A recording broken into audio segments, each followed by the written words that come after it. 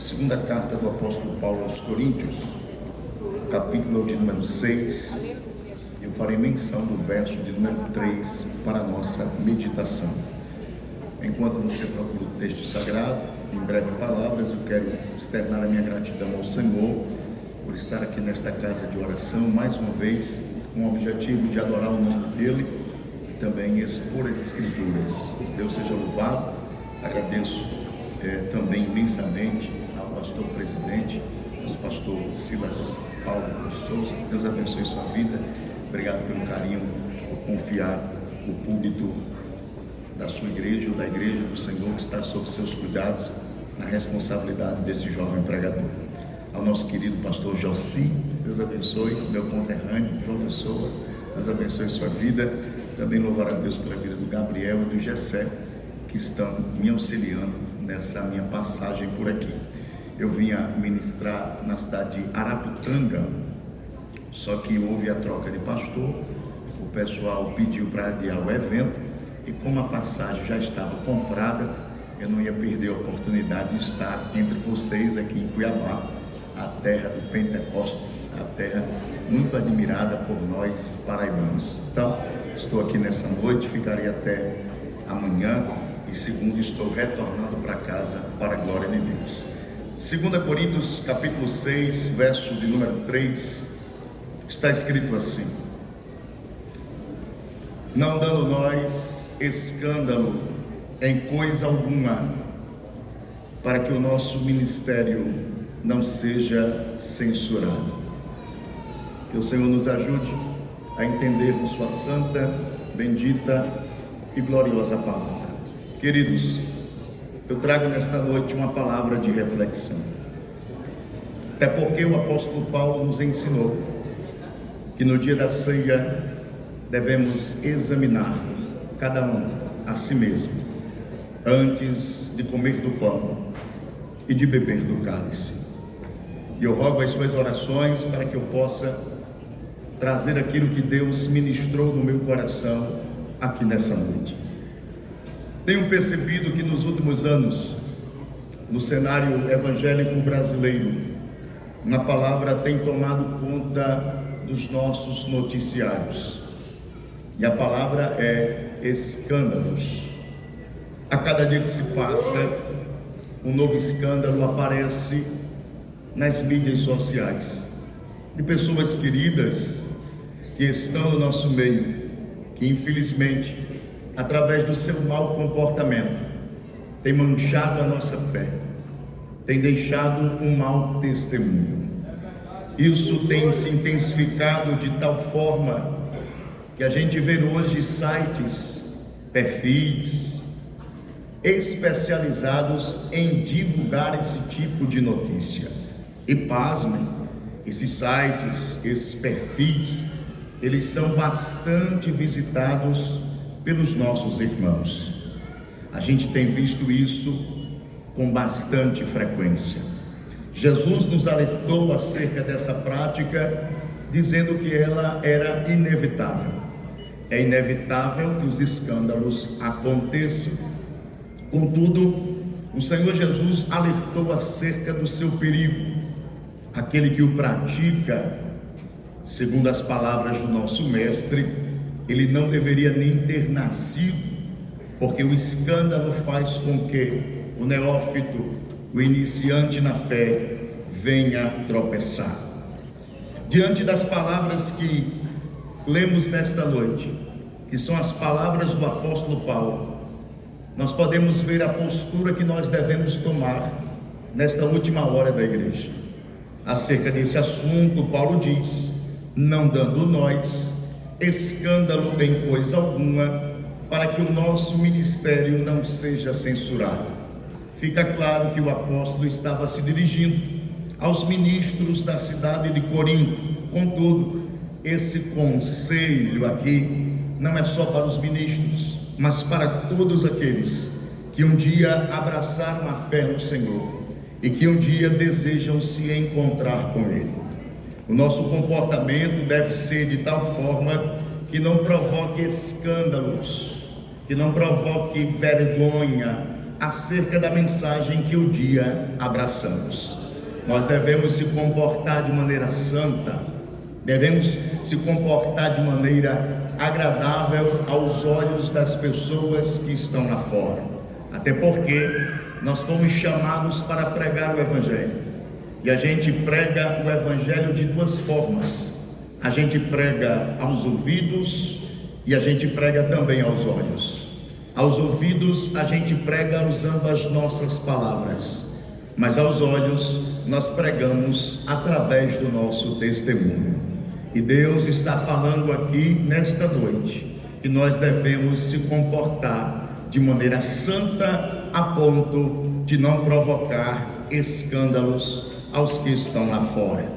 E nesta noite Deus ministrou no meu coração falar sobre 4 tipos de escândalos que precisam ser evitados por cada um de nós.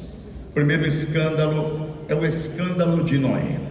Noé foi um homem que andou com Deus no meio de uma geração perversa e pecadora, um homem que achou graça aos olhos do Senhor, porém ele falhou em uma ocasião, escandalizando a sua fé. Gênesis capítulo 9, verso de número 20, diz que este Noé, que era lavrador, plantou uma vinha e com o fruto dessa vinha se embriagou-se. O escândalo de Noé é o escândalo da embriaguez. Por que devemos falar nisto dentro desse contexto que estamos vivendo? Existem muitas pessoas que estão atacando a sã doutrina, que estão indo para a internet, que estão dizendo que o pecado não é só, ou melhor, que o pecado é só a embriaguez, e que você deve e você pode tomar até um golinho de álcool, que não vai fazer mal algum. Mas eu nunca vi ninguém se embriagar antes do primeiro gole.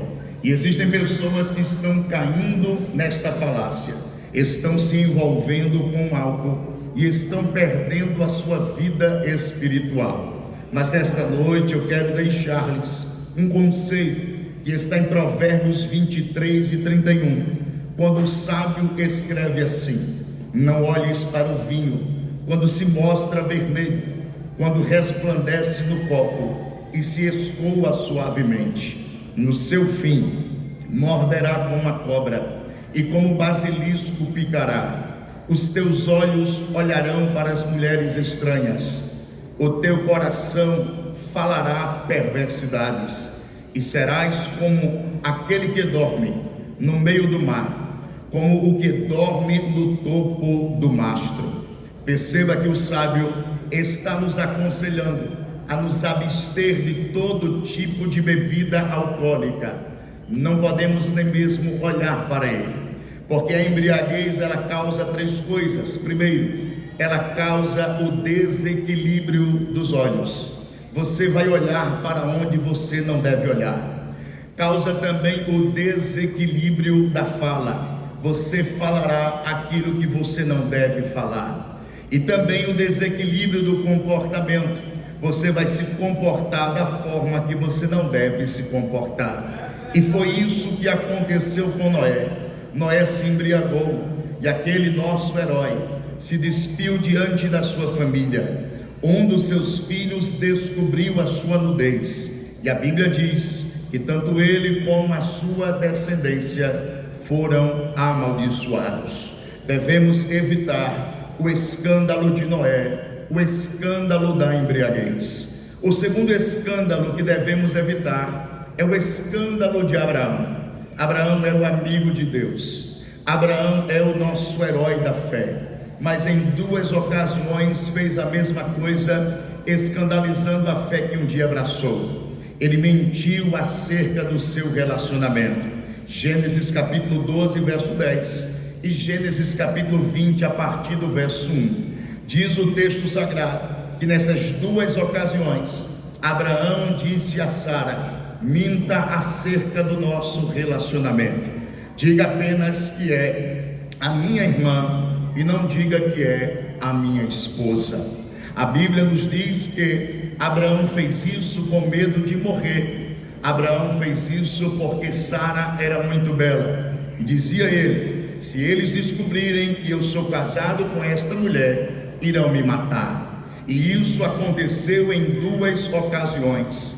Perceba que nessas 2 ocasiões, Abraão não se importou da sua mulher ser entregue ao outro homem, desde que ele escapasse com vida. Só que a mentira de Abraão causou consequências. A primeira consequência da mentira de Abraão é que a mentira desagrada a Deus. A mentira é pecado, e o pecado atrai a ira de Deus sobre nós. Como diz o pastor Hernandes Dias Lopes, o pecado não é só maligno, ele é maligníssimo, em grau superlativo. Ele é pior do que a pobreza, ele é pior do que as doenças, ele é pior até mesmo do que a morte. Porque esses males, apesar de serem ruins, não nos afastam de Deus, mas o pecado nos afasta de Deus agora e por toda a eternidade. Por isso o pecado é tão grave. Diz o apóstolo Paulo que o salário do pecado é a morte, não somente a morte física, mas também a morte eterna. A segunda consequência da mentira de Abraão é que esta mentira o tornou semelhante a Satanás. A única coisa que a Bíblia aponta que Satanás tem paternidade é a mentira. E assim como a verdade faz parte do caráter de Cristo, a mentira faz parte do caráter de Satanás. E quando você mente, você se torna semelhante a ele. Quando você mente, você abre uma porta de legalidade para que ele entre e destrua a sua vida. Por isso, o servo de Deus não pode andar com mentira. O servo de Deus é servo da verdade. A terceira consequência da mentira de Abraão foi as feridas que estas mentiras deixou no coração de Sara. Nenhuma mulher gostaria de ser tratada como Sara foi tratada por Abraão. Naquelas 2 ocasiões, ficou claro que Abraão amava mais a ele do que a sua esposa. E quando comparamos o comportamento de Abraão com aquilo que Paulo ensinou, vemos o quanto ele errou dentro do seu relacionamento. Pois a Bíblia diz em Efésios capítulo 5, que o marido deve amar a sua esposa, como Cristo amou a sua igreja, a si mesmo se entregando por ela. Nós, como casados, devemos lutar pelo nosso relacionamento, devemos entregar a nossa vida para manter a nossa aliança conjugal. Nos últimos dias, o número de divórcios está crescendo, mas a igreja que vai subir, que vai cear com o Senhor nos céus, ela não abre mão dos seus princípios. Aquilo que Deus ajuntou, não separe o homem. Glória a Deus. Abraão fez o contrário daquilo que Paulo ensinou. Em vez de se entregar pelo seu relacionamento, entregou Sara na mão de outros homens. Deus, por sua misericórdia, interviu e não deixou que Sara fosse imaculada. Mas o fato é que esse comportamento feriu o coração daquela mulher. E eu quero abrir um parênteses aqui nesta noite para dizer que você não foi chamado para ferir o coração de Sara. Você foi chamado para amar Sara como você ama o seu Senhor. Você não foi chamado para ferir o coração desta mulher. Você foi chamado para amá-la até o dia da sua morte. Quem concorda com isso, levante a sua mão e diga glória a Deus aqui nesse lugar. O terceiro escândalo que deve ser evitado é o escândalo de Davi. O escândalo de Davi é o escândalo do adultério. 2 Samuel capítulo de número 11 nos diz que nos dias em que o rei ou os reis deveriam ir à guerra, Davi como rei ficou em casa. Ficou em casa com a mente ociosa, ficou em casa pensando, como diz na Paraíba, na morte da bezerra. Foi aí que ele olhou através do seu palácio e viu a mulher a se banhar. Naquele momento surgiu um desejo no coração de se relacionar com aquela mulher. Contudo, antes de fazer ou cumprir o seu desejo, ele chamou um dos seus servos e perguntou: quem é esta mulher? E o servo prudentemente disse o seguinte: ela é esposa de Urias, filha de Eliã. Em outras palavras, o servo está dizendo: você não pode se relacionar com esta mulher. Esta mulher é casada, essa mulher tem compromisso. Um guerreiro teu foi para a batalha, e essa mulher, que é a esposa dele, está em casa. Ei, Davi, você tem princípios, e os teus princípios não podem ser maiores do que os teus desejos. Vou repetir: os teus princípios não podem ser, ou melhor, os teus desejos não podem ser maiores do que os teus princípios. O princípio que Davi abraçou é o princípio da palavra de Deus, e a palavra de Deus dizia o seguinte: se você se relacionar com ela, você peca. Pecando, você perde sua espiritualidade. Pecando o adultério, você é digno de morte. Pecando, Davi, mesmo sendo rei, você vai se afastar do Senhor. Mas naquele momento, em vez de Davi fazer a sua escolha baseado nos princípios da palavra de Deus, ele fez a sua escolha baseado em seu desejo. Ele trouxe a mulher, deitou-se com esta mulher, e você percebe que Davi não queria um relacionamento duradouro com aquela mulher. Davi só queria uma noite de prazer, mas uma noite de prazer se tornou em uma vida de tragédias, porque esta mulher engravidou. Ele tentou esconder o seu pecado, ele tentou omitir o seu escândalo, trouxe Urias para que Urias se deitasse com a sua esposa, não deu certo. Tramou o assassinato desse guerreiro, o guerreiro morreu na batalha. Ele trouxe a mulher para dentro da sua casa, pensando que tudo estava resolvido, pensando que o escândalo estava abafado. Mas o Deus dos céus olhou e disse assim: não me agradei, Davi. E certo dia levantou um profeta, que foi até a casa de Davi, profeta verdadeiro, com vida no altar. Vocês conhecem a história. Ele vem, conta uma parábola a Davi. Davi fica furioso e diz: esse homem é digno de morte. E o profeta aponta o dedo e diz: esse homem é você, Davi. E Deus começa a revelar, a mostrar tudo aquilo que tinha feito a Davi em toda a sua história e aquilo que poderia fazer. Mas naquele momento, Davi rejeitou seus princípios, abraçou seus desejos, e a partir daquele momento a sua vida virou uma tragédia. Ao contrário de Davi, vemos José. José foi tentado nesta mesma área. A mulher de Potifar chegou para ele e disse: deita-te comigo. Mas José firmemente respondeu: eu não posso me deitar com você. Não pode, por quê? Porque eu tenho princípios de moralidade. Eu não vou trair a confiança daquele que estendeu a mão quando eu mais eu precisava. Potifar me deu aqui autoridade sobre tudo, mas me privou de você. Não vou trair a confiança dele. E segundo, eu tenho princípios espirituais. Eu não vou pecar contra Deus. Mas José, que Deus, José, só estamos nós aqui sozinhos. Aí eu imagino José olhando para a mulher e dizendo: é porque o meu Deus é diferente dos seus. Os seus estão na parede, tem olhos mas não enxerga. O meu está lá em cima no trono, e os seus olhos estão sobre toda a terra. Mas Diego, Davi pecou e teve as suas consequências, mas José foi pior. José rejeitou ali deitar-se com aquela mulher e foi parar na prisão. O que valeu? Valeu muito, queridos. O que valeu? Rejeitar os desejos e valorizar os princípios. Valeu muito, por quê? Porque depois de um tempo em que José esteve na prisão, o próprio Deus, que valoriza princípios, ele tirou José da prisão e colocou ele como governador daquela nação.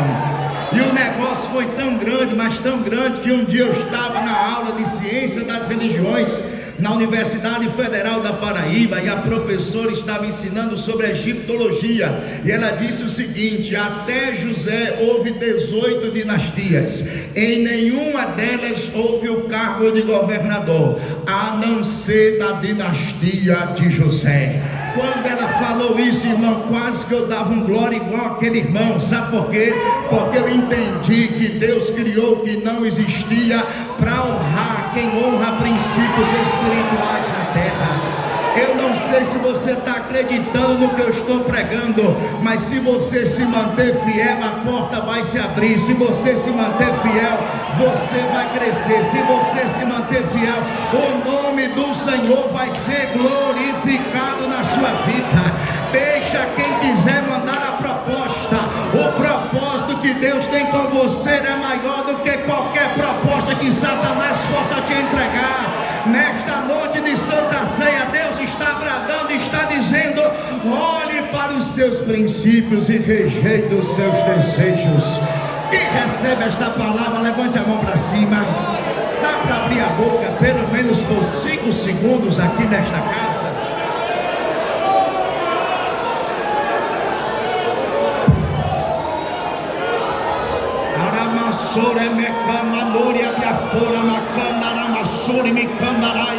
Eu vim da Paraíba para trazer essa palavra de alerta. Satanás armou um laço para destruir a tua vida, a tua casa, teu casamento, teu ministério. Mas nesta Santa Ceia Deus está descendo, está quebrando o laço agora. Quem é que crê que Deus está quebrando laços aqui agora? A sepultura estava aberta, mas Jeová está fechando e está dizendo: eu vou fazer você escapar.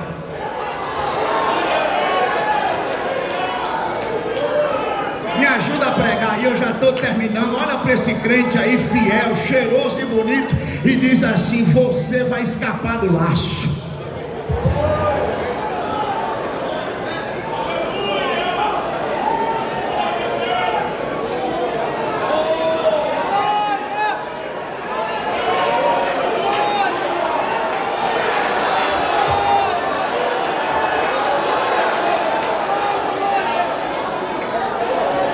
Estou sentindo Jesus aqui na casa. Tem alguém sentindo Jesus comigo aqui?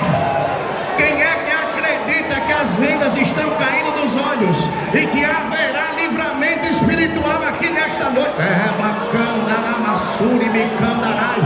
A mensagem chegou pelo WhatsApp, mas hoje Jeová está dizendo: bloqueie o contato, porque o que eu tenho contigo é bem maior, é bem maior, é bem maior, é bem maior, é bem maior. Quantos recebem a palavra dando o seu melhor? Glória a Deus aqui na casa.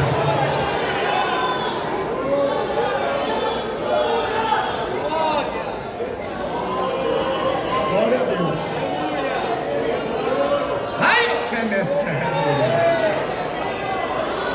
Ai, eu amará sério.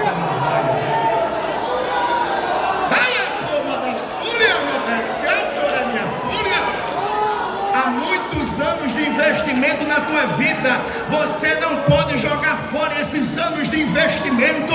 Satanás está querendo te enganar, mas hoje Deus está bradando, está dizendo: eu não abro mão de você, eu não abro mão de você, eu não abro mão de você. O laço quebrou e você escapou. O laço quebrou e você escapou.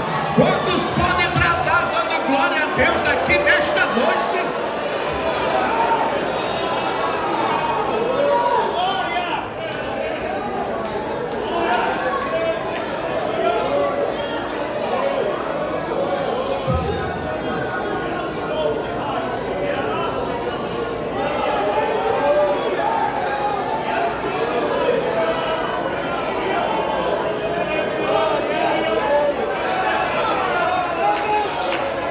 Eu acho que eu vou terminar por aqui, porque o céu está se abrindo aqui agora.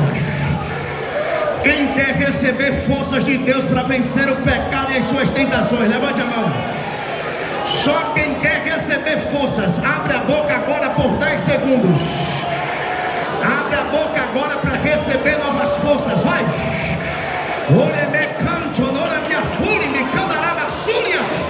Eu estou sentindo Deus enchendo os irmãos aqui de poder agora. Eu estou sentindo as irmãs sendo cheias de poder aqui agora. Abre a tua boca agora, porque é noite de livramento. É noite de Deus quebrar o arco, cortar a lança e te levantar com poder nessa terra. Só quem crê. Deixa eu ouvir o barulho da adoração. Vai.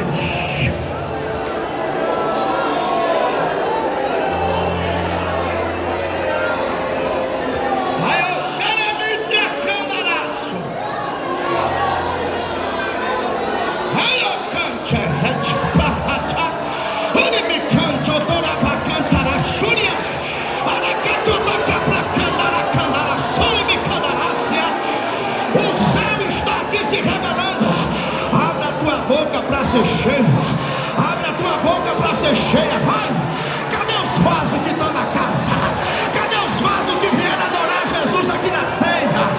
Olha, Siri me candarás.